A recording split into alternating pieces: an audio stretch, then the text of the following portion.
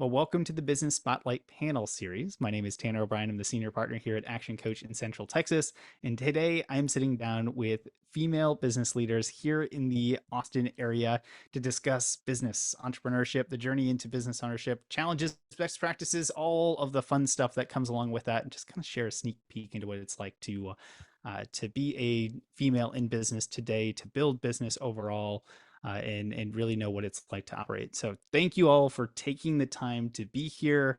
It might be easiest if we just start with a little bit of an introduction with some background of each of you. Maybe take kind of 2-3 minutes, just give us a 10,000-foot view of who you are, what your business is, and some of the things that you're focused on in it.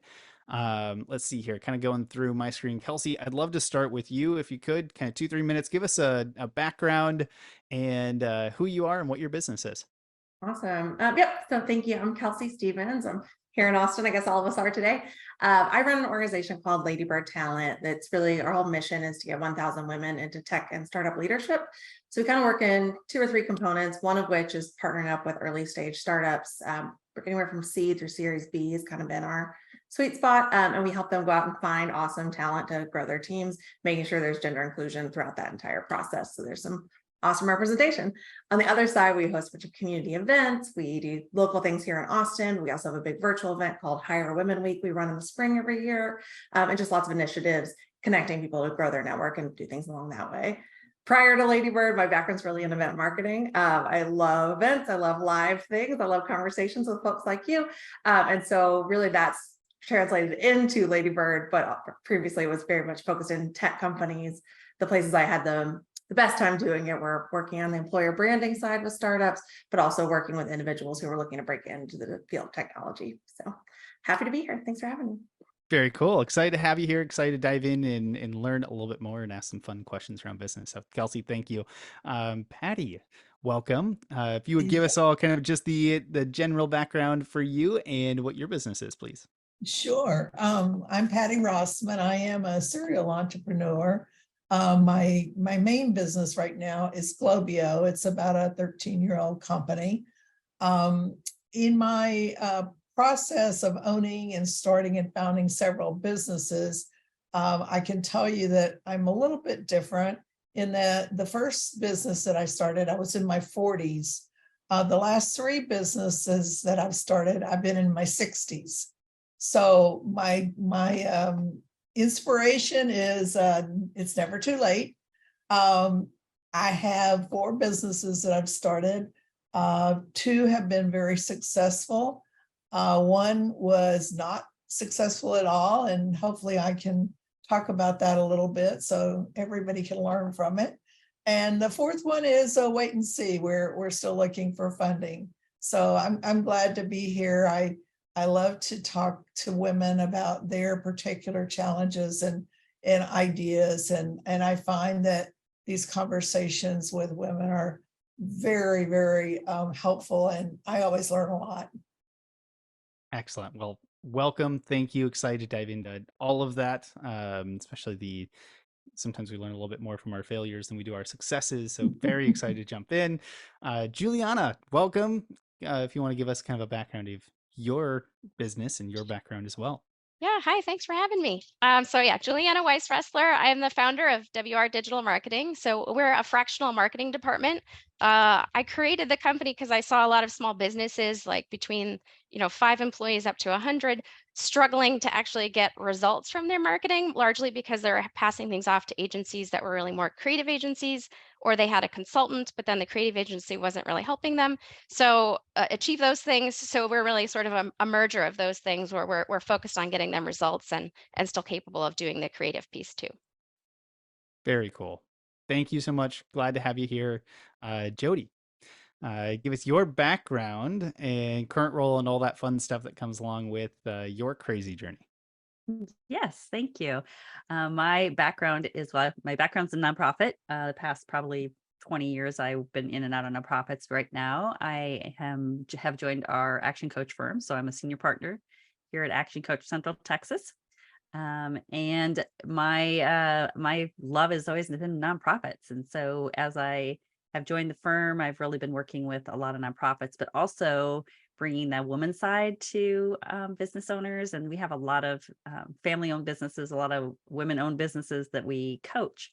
So being able to relate, and I know that we know there's a difference. We think a little differently. And so it's been fun to be able to bring that perspective to our coaching firm.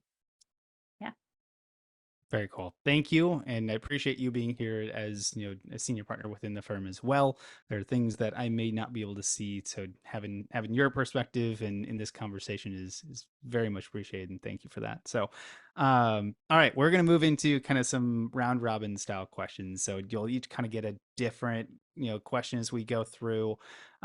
Kelsey, we'll start with you. We'll just kind of go generally in order here. But as you look at your business today, I'm curious on what role do you currently play in the business? I know in entrepreneurship, there may be several different hats that you have to wear in the business. Like, which ones do you wear currently, and how has that changed over the last couple of years? There's no shortage of hats over here for sure. We are a tiny team still. So we're about to have our 3rd birthday coming up. And so really I'm the only full-time person, and I'm supported, as Juliana mentioned, by a bunch of fractional talent. And so I've got people that come in part-time capacities, and some of which are seasonal. So kind of the initiatives we're running with, one side is community, keeping people talking to each other and growing and supporting. One is actual recruiting, and the other is like really product development, or what are we offering and out there. And I would say my focus is mostly on that product development. We've rolled out some courses and some trainings, but also big things on the horizon for the way we want to change recruiting. And my role is also really on that community and marketing side. We do have support that comes in for facilitating those things. We've got support that comes in for recruiting, and they're great and awesome recruiters. And then we're very lucky to have some design and tech support as well, just kind of make it all transcend to the virtual world. So I think it's sliced out project by project is how our division of labor is on our team right now. Makes a lot of sense. I'm curious, as you look at just kind of the general hats that you've had to wear or get to wear in the business, is there any that you're like, man, I really love this one and I cannot wait to give this one away? I biz dev, I bet you hear that a lot, right? But as far as I love working with my existing partners, where we've been together for almost 3 years, like that's like what makes you jump out of bed in the morning. But the time, like commoditizing myself and telling new people about how they could be a part of it when it's so personal, I found like a lot of resistance internally on that. Like I wish it didn't feel like I was selling it. I wish I was able to share that information in a way that was just an invitation, not feeling like something I was tiptoeing away from. I love it. Patti, you had mentioned having some successes in business and having some maybe not as strong of successes in business. I was wondering, can you talk to us a little bit more about that? What are some of the lessons that you've learned, both from the businesses that have been successful and some of those that haven't gone the way that you had hoped? Sure. Well, a lot of it is luck, to tell you the truth. The conference business that I started, Life Science Women's Conference, was started with the premise of women, like Jodee said, we see women that we see a lot of attrition for women that are in the technology fields, in the scientific fields, et cetera. And they get to a point in their career and they just disappear. So I wanted to find out why that was, and I wanted to give women in the life sciences tools to make that better and make that not happen, both for them and for the industry. Our industry is very, very tight on labor. And if we're losing half of our labor force, we've really got a problem. So that's, in the luck part came in when we had the first 2 years before the pandemic. The first year we lost money. The second year we broke even, and we were primed to make money on the third year. Third year didn't happen because of the pandemic. Fourth year didn't happen because of the pandemic. And the kind of business this was a business that you can't just put on Zoom. It really depended on developing personal relationships with other women. So that's what I say. Sometimes it's just bad luck. For the companies that were successful or still are successful, I would say that we listen to customers and we understood their needs and we fulfilled their needs. And I think that's key. Number one. Number two is don't spend money that you don't have. Don't spend money on a fancy logo if you don't have any revenue. Don't spend money on a bunch of, fancy letterhead if you don't have any revenue. Don't go to trade shows if you don't have any revenue. So at least that's what worked for me. Love that. There's some really good insights there. Juliana, I want to ask you a little bit about marketing. I always love to touch on the topic of marketing. It's one of those areas that, as you may know, given your industry and your background, it's vital to every business, but doesn't mean that it's always a thing that, many business owners, entrepreneurs out there really kind of grasp onto and understand and can do really well out of the gate, right? There's a lot of learnings and things like that come along with it. With that kind of in mind, what has been kind of the philosophy that y'all teach with your clients, and what philosophy have you taken into your business to grow and get to the point where you are today? Yeah, well, honestly, going back to what Patti just said about not spending money you don't have, not knowing where you are in your business life cycle. So that's something that we see a lot of small businesses start with, thinking they need to spend all this money on their logo, on a really fancy website design and all these things, but they have no plan for getting people to be aware of their brand, to be aware of that website, to bring them through that consideration stage, no thoughts for what exactly they are selling sometimes. So I would say that the biggest thing we talk to our clients about, and this is clients of all sizes, is planning. If you're not planning, you're not marketing. So if you're just trying things and hoping they stick, you're very unlikely to find success. You're more likely to waste money.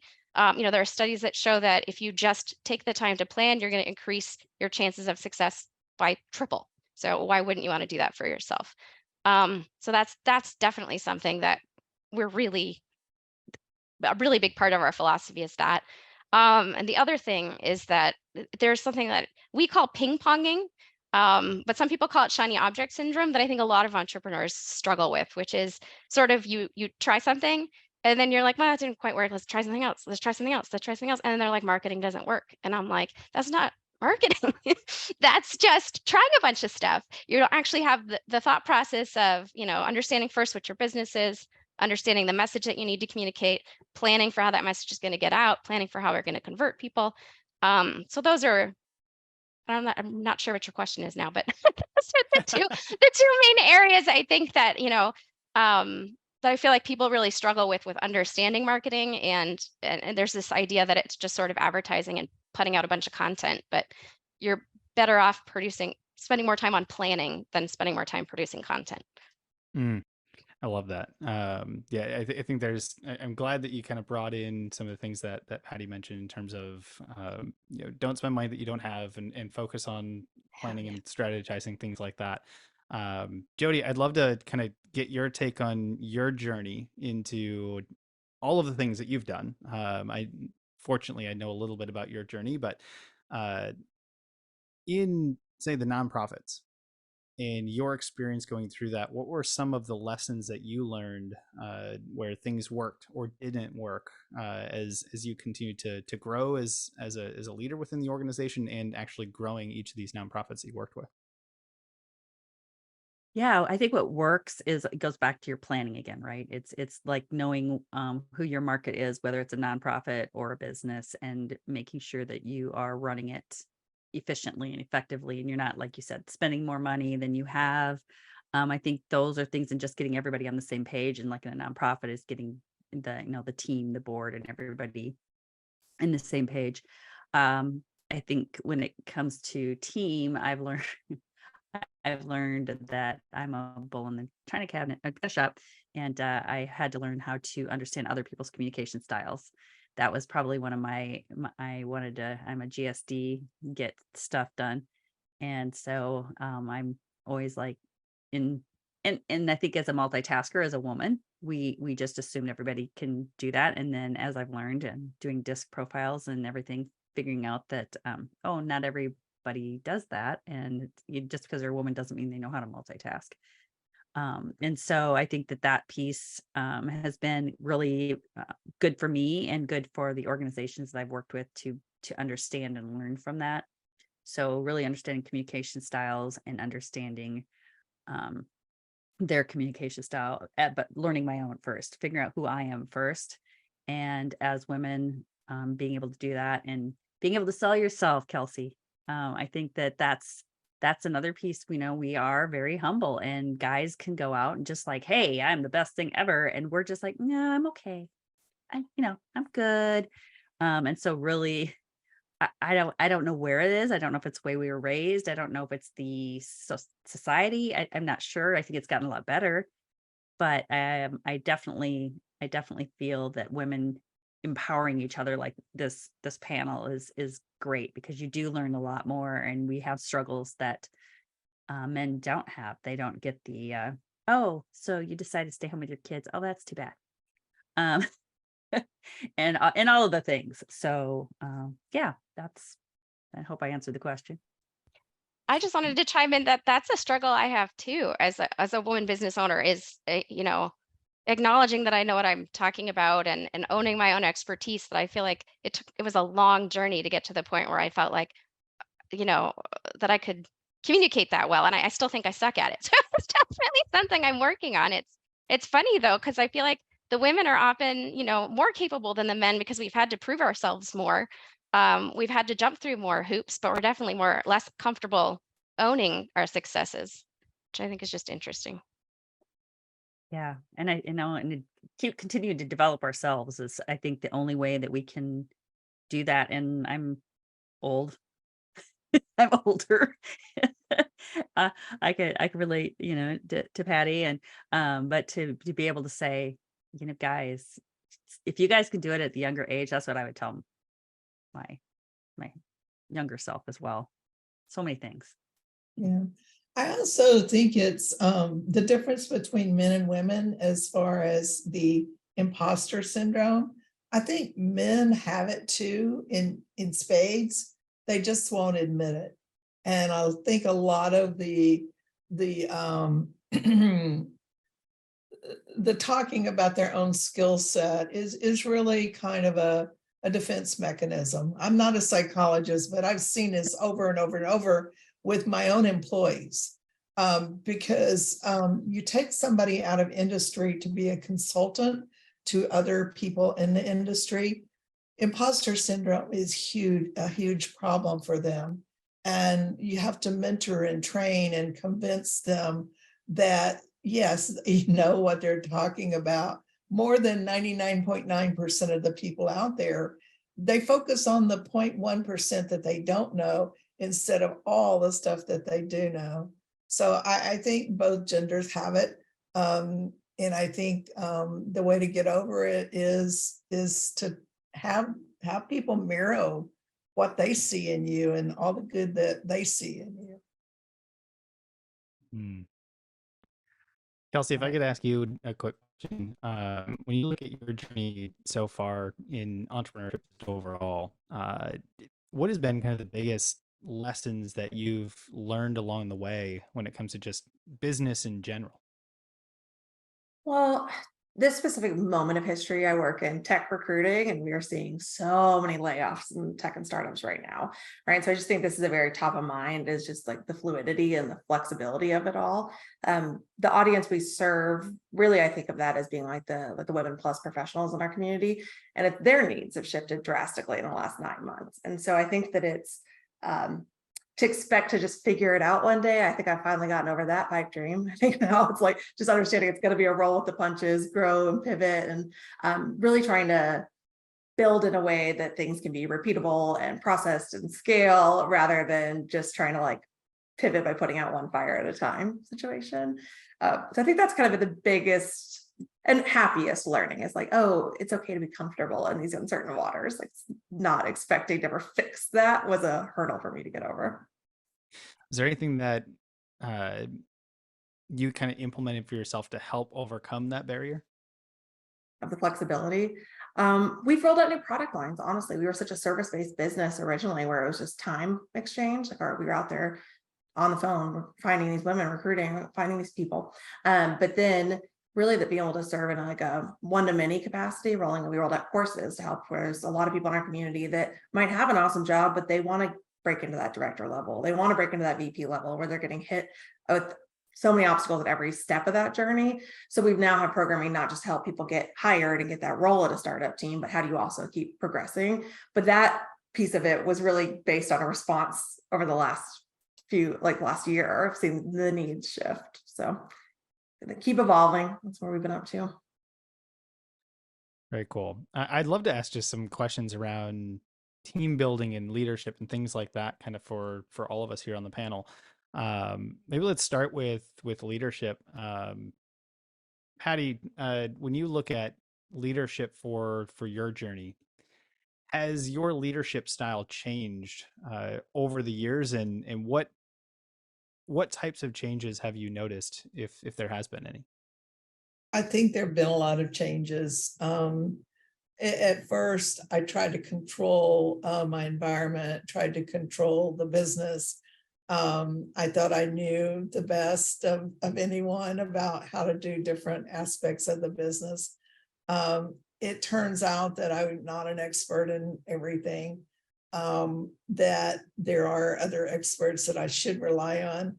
And also, I think the trajectory of the business is to the point where I need to not only develop new leaders in the business, but also give them the opportunity to make mistakes.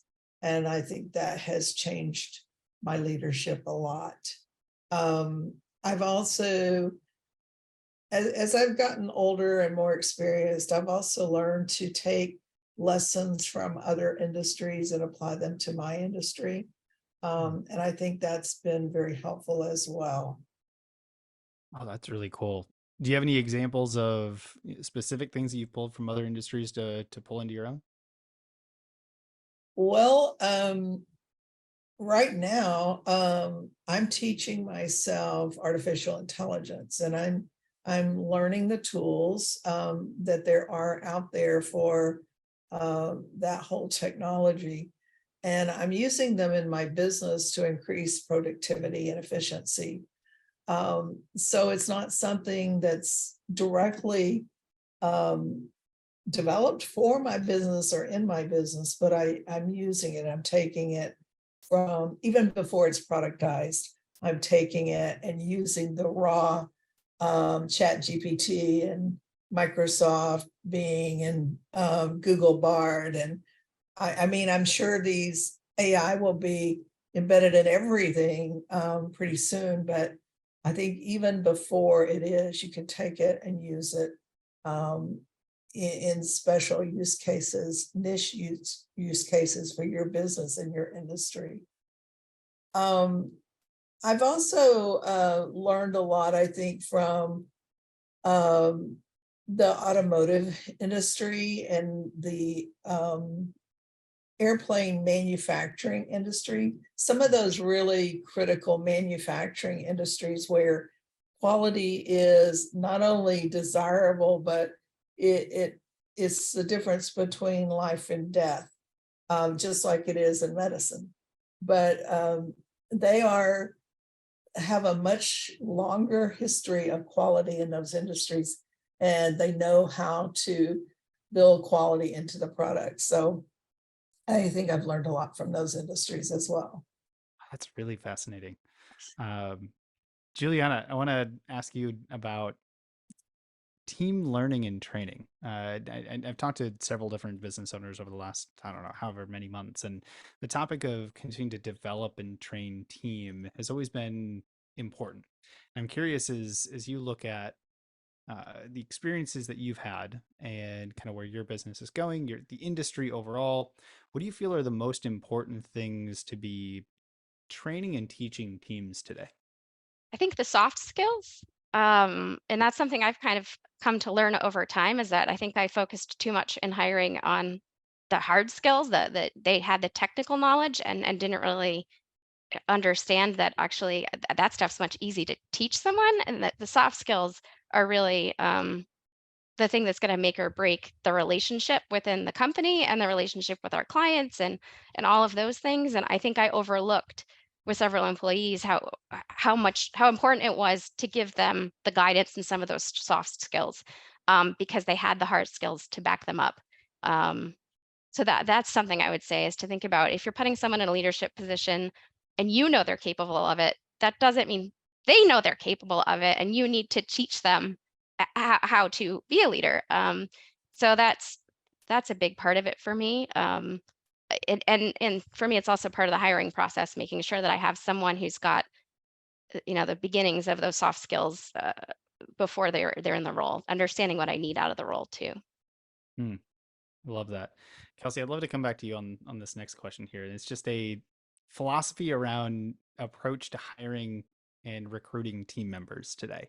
I know specifically in the industries that you work with, but what are some of the things that that you've noticed are really important when it comes to finding, recruiting, and then even potentially retaining good team members today? I think I'm almost going to just echo what we just heard, but I think honestly, we do a scorecard, like a rubric for every interview we do, to go through and like, here's what the job description needs. And because I'm normally working with businesses that are growing, scaling, getting off the ground, like grit or gumption, whatever word you want to assign to it, that's like the number one thing I'm always looking for my teams. Because it's like, yeah, they might not know anything about AI, but could they in a month? Like, we're looking for people that can jump in and like really roll up their sleeves to learn and adapt and make things happen. And so I think when you can find somebody with that trait, like figure out a way to invest in it. Like, that's somebody who's going to take your team to the places you might not even know it needs to go. On the other side of it too, I will say, for retention, one of the biggest things I've really seen drop off on is when people are feeling alienated on their teams. And so I think that inclusion piece to us, it's like easy to put it in something as black and white as like hire women, but really it's more like, are they seen? Are they heard? Are they contributing? Are they growing in autonomy? Are they having impact? Like, those are the things people are really wanting. And also, if you can find a way to give your team, most candidates I interview, the summary would be there, like, I want my work to be net positive. Like, I want to be doing something that makes the world bigger and better. So if you can find a way for what your company delivers and what their role does to actually have a bigger impact, I think you're going to hold on to some really great people. That seems to be the biggest sentiment change I've seen since starting this world. Hmm. Do you have any thoughts around how, if I'm a business owner out there and I'm watching this back later on, some like key tips or tricks on how to start facilitating some of that inclusion or attachment to kind of the purpose, the mission, and feeling a part of the bigger picture? Any insights or thoughts for other business owners on how to facilitate some of that? Yeah, I think some things that seem obvious to us probably don't to candidates that are applying. I think there's a lot of people just looking for a job right now, just in a really practical way. So I think really spelling it out, like if you haven't spent the time as a team identifying your mission, you can write it a lot faster with AI now. So it's like, let's just get those bullets and get it out there. And I think just making sure that's a step of your process, whether that's during the application or the beginning of kicking off an interview, where you're really like taking time to tell them that, it goes a long way with candidates. And then on the inclusion piece, I think it's really hard for us as business builders. We're doing so many things, but the more you can standardize your interviews, the more inclusive and fair they're going to be, right? And so we don't want to be robotic in a way that's cold and putting people off, but record your interviews and use the same questions for every candidate, and then you're going to get a much more equivalent testing field to see who's right for the job too there. So kind of two different answers for that question. Is that what you were looking for, Tammy? Yeah, that's fantastic. I love it. I think that's some really good insights for the audience. Where I realize kind of where we're at on time, and I want to make sure we get to some of the rapid fire fun kind of key points for the audience here. But before we do, I want to wrap up kind of this conversation with team. And Jodee, I want to come over to you and ask a question around. So you've been a part of nonprofits where you've like exited the role in the nonprofit, like so much so that you like get yourself to the point where you don't even have a job anymore. So I'm curious, in that kind of process, and you've got a team that you're developing to be able to, lead after you're gone. What have you learned in that journey in empowering the people on your team to be that level of a leader? Yeah, I think that goes back to some of the things that these lovely ladies have said is, really developing them and working to make sure that they can make those mistakes and that they can learn from those mistakes, because my goal was always to have them want my job. I mean, whoever I hired, it was like, whatever, just you want to want my job, whether it's here or at another nonprofit or wherever, I want you to want the next level. I want them to be able to, and I think that some of that comes in the interview process too, right? You want to make sure you're finding those people that really want to grow. and then just really nurturing it and giving them the ability to do conferences or do trainings or learn or, sit with you and ask you those tough questions and give them some responsibilities that, it's really hard when you can do it a lot faster. But but to be like, okay, how are they gonna solve this issue, right? What are they gonna do to create a solution, and always make them be solution-based thinking, always. They came to me with a problem, it was like, okay, what is your solution? And ensuring that they continue to think like that was key. So when like the one nonprofit I left, I was very excited that one of my directors got the CEO role. And so I was like, yes. I was hoping during the interview process, try not to say too much to the board. So that was very exciting. And then also as I merged myself out of the United Way position here in Central Texas, was to ensure that the team that was there could continue on and grow and have that be part of the conversations as we were merging, to give them the opportunity, because I wanted to make sure that culture was still going to carry out with the new organization. Very cool. Well, I do want to be respectful of everyone's time, so I want to jump into some of the rapid fire questions. We'll go through these. Everybody will get a chance to answer these particular questions. These are the kind of fun little nuggets to pull out for the audience here. Got 4 of them in total. Patti, I'm going to start with you today with the first one here, and that is, what is your key to success? Oh gosh. I want to say hard work. And I think that is the case. But it's got to be smart work too. Like that. Love that. Juliana, what is your key to success? I'd say always learning. That's a big one for me. I feel like I'm always seeking to know what I don't know. I feel like that feels like often the biggest hurdle for me. So I'd say, yeah, always learning. Excellent. Jodee, key to success. For me, it's just figuring out who I am and not wavering, and continuing to be who I am, and find the success in whatever position I'm at, and just being who I am, because if I'm not, then I'm not successful. Beautiful. Kelsey, what is your key to success? Zooming out and keeping an eye on the big picture and not getting caught up in the little ups and downs of things. Love it. Second rapid fire question. What's one piece of advice that you would give to other female entrepreneurs? Patti, we'll start with you once again. Surround yourself with people who will build you up, not tear you down. Love that. Juliana.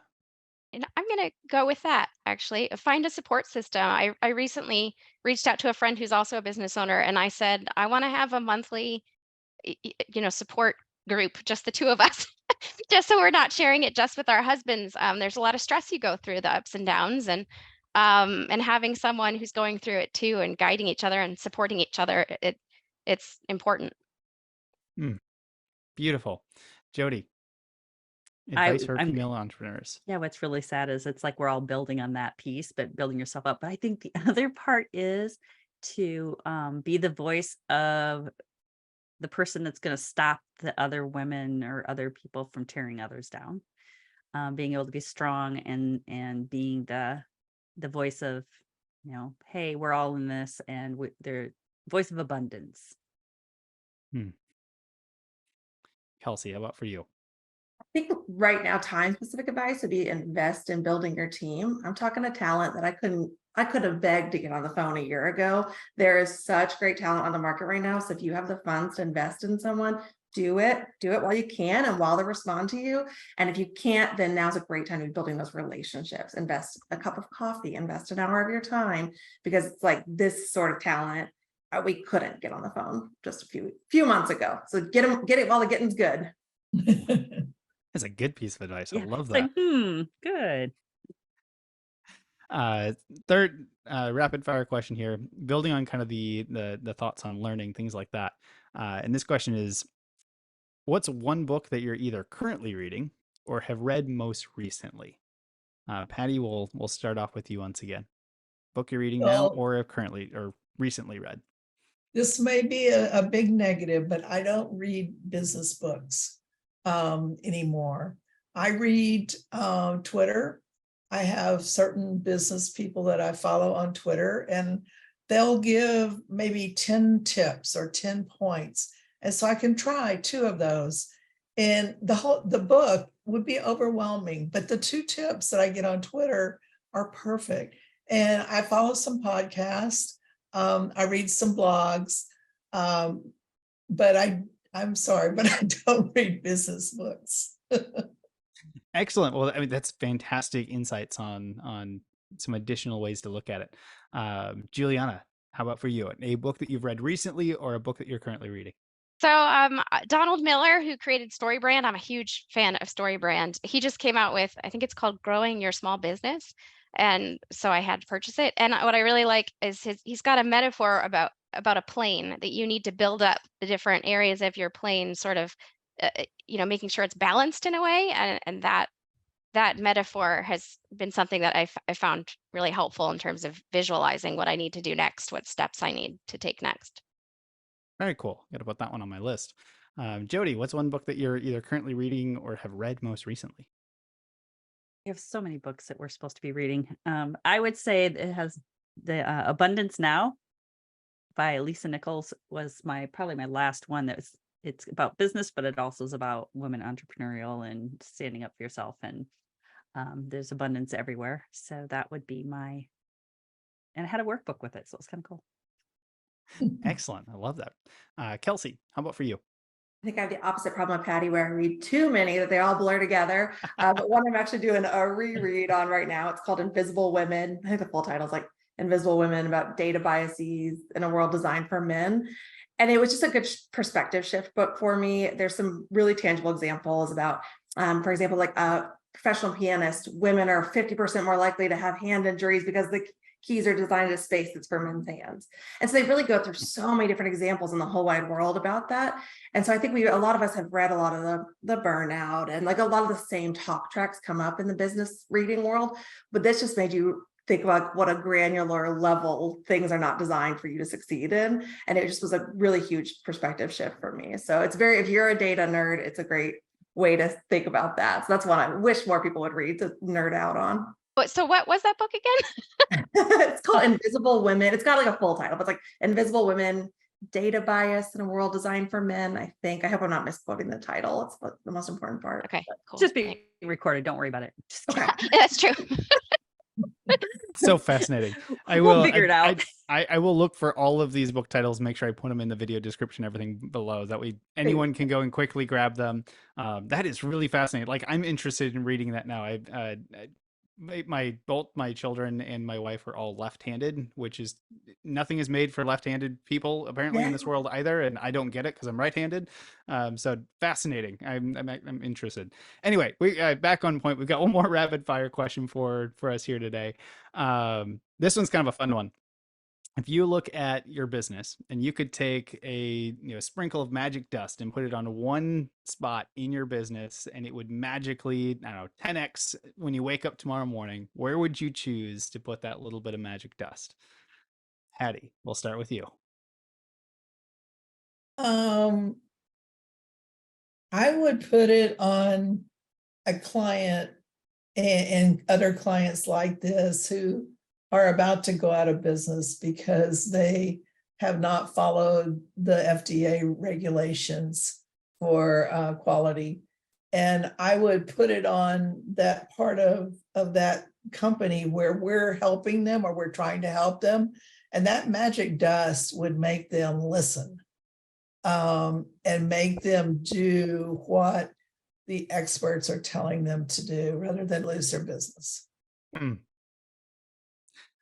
I love that. Please take as much of the magic dust as you'd like for that one. There's a lot. I need a lot. I need like a truck full.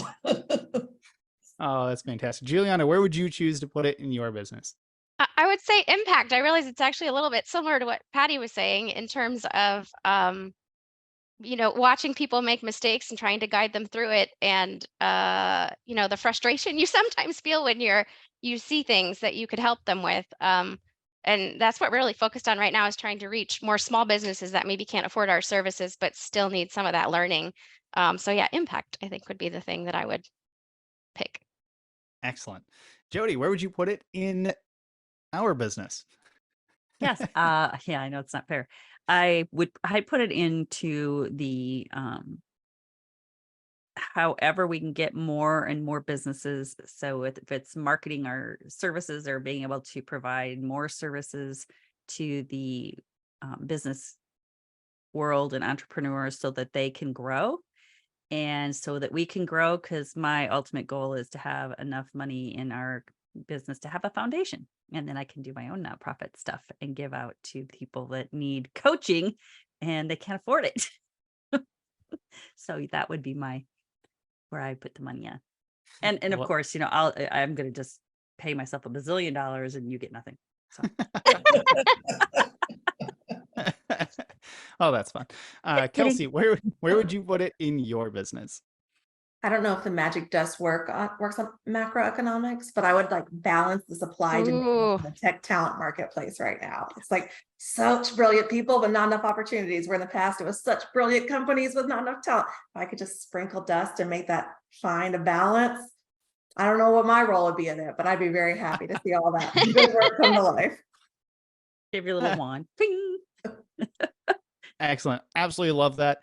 Before we jump into the final question that we'll wrap up on here today, would love to just take like 60 seconds for each of y'all to share with the audience. Where can they go to find out more information? How can they connect with you? How can they follow for your business to potentially come and do business with you, to refer others they may know, all of that kind of stuff? Where can we advise our audience to go for more information? And I'll go in reverse order this time. So Kelsey, where can we advise the audience to go to learn more about you and your business? Yeah, I think website's going to have it all. So ladybirdtalent.com. In addition to that, especially people local in the area, it'd be really great to do some live events with you. If you're looking to bring more awesome women plus talent into your network, happy to do some in-person things. We've got a few spots around town. We like to do live events. The big one we do every year is called Hire Women Week. So it's actually still for 2023, but soon to be updated. So check us out at ladybirdtalent.com and hirewomenweek.com.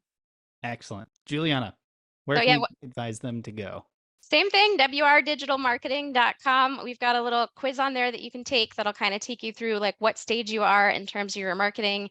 And that will get you signed up for our newsletter as well. And we're really focused on education and trying to provide you resources that'll help you grow. So yeah. Beautiful. Patti, where can we advise the audience to go to connect with you and learn more about your businesses? Same thing, globio.com, and it's globiox.com. And also I'm on LinkedIn a lot, and I have quite a few people that follow me on LinkedIn, and I follow on LinkedIn. So that's a good place to develop relationships, I think. Beautiful. And for the record, for everyone that is watching this later, as soon as we wrap up, make sure you go down to the video description below, because I will have all of the website links to go check it out, LinkedIn profiles, things like that, so you can continue to connect and continue to grow over the coming months and years. To finish off, I always like to end on one kind of positive, exciting question here, and I'll give you all a chance to answer this one. But the question is simply this: what is most inspiring to you today? And I'm going to pick in the middle this time. We're going to go that direction. So Juliana, we'll start with you. What is most inspiring to you today? My Girl Scouts. So I'm a leader of a troop, one of the leaders of a massive troop, and spending time with them and seeing their joy and their learning and just being around them and seeing their potential. It's always inspiring to me. Beautiful. Patti, how about for you? What do you find inspiring today? I find my mother inspiring. She's 95 years old. She lives in her own home. She has 24/7 help, and I help her, but she's still smart and bright and living life to the fullest. Beautiful. Kelsey, how about for you? What is most inspiring to you today? I'm inspired that we all answer multi-generational because my answer is actually Gen Z. I love the way they're communicating. I love the way their values forward. I am so excited to see what's going to happen when this generation takes storm. Yeah. They light me up. Amazing. Jodee, what do you find, excuse me, what is most inspiring to you today? I would just have to say my nonprofit work, just watching the leaders of these nonprofits deal with some horrific things happening in our world, and that they plug through it and continue to do the work and do the hard work. And yeah, they just amaze me every day with how they're helping our communities. Excellent. Well, I want to take a moment and say thank you to all of y'all who have joined us for the panel discussion today. This has truly been a ton of fun. Excited to learn more about y'all and your journeys and things like that. So I just want to say thank you so much for taking the time to be here with me today. Thank you. This is awesome. Thank you. Tanner.